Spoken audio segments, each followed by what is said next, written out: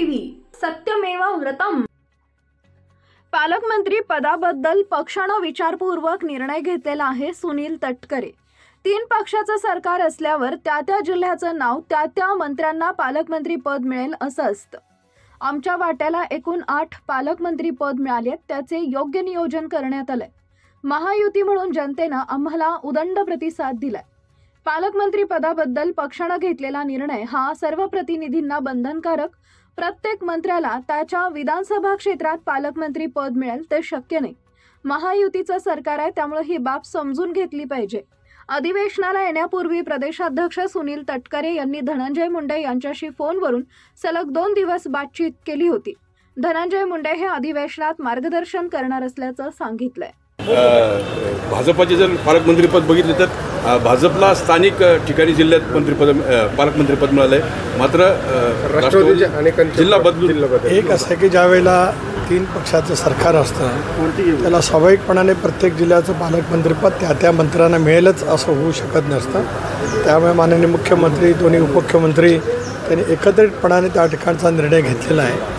शेवटी महायुती म्हणून आम्हाला जनतेने जो एक उदंड प्रतिसाद दिला, अभूतपूर्व यश आमच्या पदरामध्ये टाकलं आहे, ते नजरसमोर ठेवूनच महाराष्ट्राच्या हिताची जपणूक करण्याचं काम पुढच्या कालावधीमध्ये महायुतीच्या सरकारच्या माध्यमातून केलं जाईल। धनंजय मुंडेंना या यादीतून वगळलं गेले, कुठेतरी बीडचं जे प्रकरण सध्या सुरू आहे त्याच्यामुळे पक्षाने वेट अँड वॉचची भूमिका घेतली नाही, अशातला काय भाग नाही।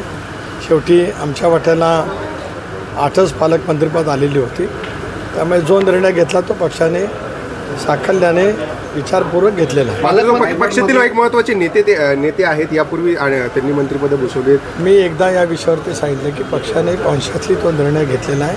धनंजय मुंडे पक्षाचे नेते आहेत, निश्चितपणाने त्यांच्या संघटन कौशल्याचा उपयोग पक्ष नेहमी करत आला आणि उद्याच्या भविष्यामध्ये सुद्धा खरे। धनंजय मुंडे आले आहेत, आज अधिवेशनाला उपस्थित राहणार आहेत। हो, आलेत ना, येणार आहेत। मी कालच घोषित केलं होतं की धनंजय मुंडे रात्री येतील।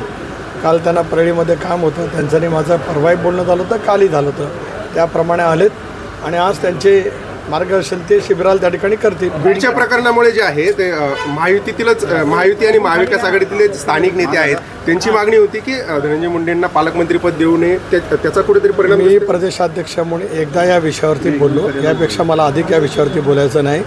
राजा देवेंद्रजींच्या, अजितदादांच्या, एकनाथरावांच्या नेतृत्वाखाली महाराष्ट्राला अधिक गतिमान करण्याच्या दृष्टिकोनातून आता आम्ही सर्वजण कामाला लागलेले आहोत। धन्यवाद।